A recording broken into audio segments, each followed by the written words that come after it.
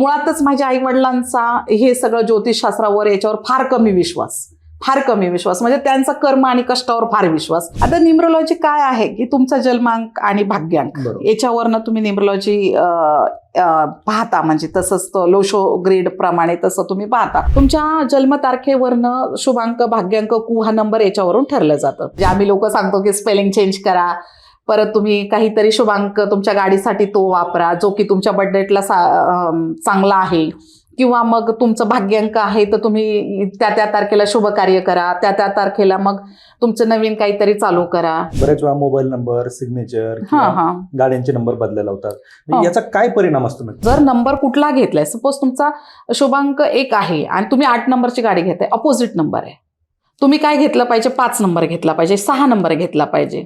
पण तुमचा तिथं 8 आलाय, बिलकुल अँटी नंबर आहे 1 नंबरला.